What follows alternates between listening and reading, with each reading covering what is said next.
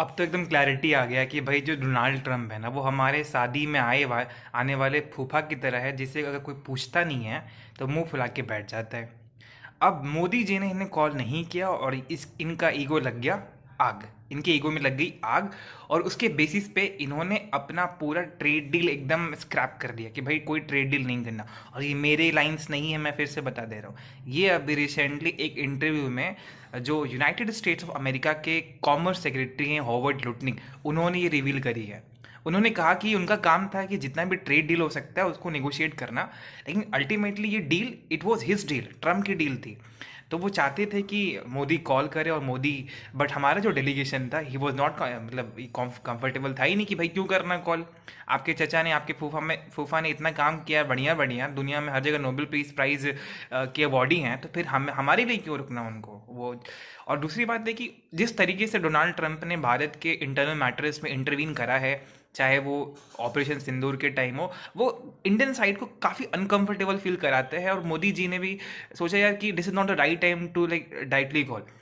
तो एक तो है कि भारत के प्रधानमंत्री ने अपना ईगो नहीं, अपना नेशनल इंटरेस्ट प्रायोरिटी दी है। और लेकिन जो एक चचा हैं जो कि लोग कहते हैं ना कि आज जो रोग स्टेट है वो शायद लीबिया है या फिर पाकिस्तान है या फिर ये सब रोग स्टेट है। वट आई बिलीव कि भाई आज दुनिया का सबसे बड़ा रोग स्टेट कोई है तो वो है यूनाइटेड स्टेट्स ऑफ अमेरिका।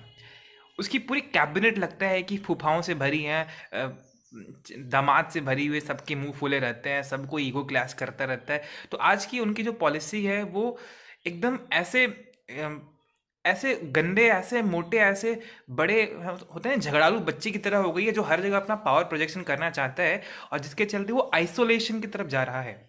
अब उनकी ईगो को हमने फुलफिल नहीं किया, तो जिसके चलते उन्होंने ट्रेड अपना पूरा रख दिया है। तो इस पूरे एंगल से ही समझ में आता है कि अभी जो बैकग्राउंड स्टोरी, अब हमें समझ में आ रहा है कि क्यों आखिर भारत ने अपना ट्रेड जो डील है वो बहुत सारे देशों के साथ डाइवर्स करना स्टार्ट किया है। हमने भी स्टार्टेड एक्सप्लोरिंग न्यू मार्केट्स, और ये दिखने भी लगा है कि जब 50% टैरिफ लगाए इस सरकार ने, जो है यूएसए की सरकार ने, डोनाल्ड ट्रंप ने, तो उसका भारत पे तो कुछ असर हुआ नहीं। अगर हुआ भी है तो बहुत मतलब मैनेजेबल है, मतलब ऐसा नहीं कह सकते कि असर नहीं है, बट दैट इज़ मैनेजेबल। क्योंकि हमने, और जब तक भारत के साथ ट्रेड डील होगी उनकी, तब तक हम बहुत सारे मार्केट में और एक्सप्लोर कर चुके होंगे। तो हमारे लिए ज़रूरी है कि हम जितना ज़्यादा से ज़्यादा जल्दी मार्केट को ओपन कर सके, मार्केट को डाइवर्सिफाई कर सके, ताकि इस फूफे की जो है ना मुंह फूलने की बीमारी, और इनके पूरे जो कैबिनेट की जो बीमारी है कुछ भी बोलने की, अंड संड बोलने की, उससे हम अपने आप को निकाल सके और अपने देश की नेशनल प्रायोरिटी को हमेशा टॉप पे रख सके। That is what even this government is trying to do at least.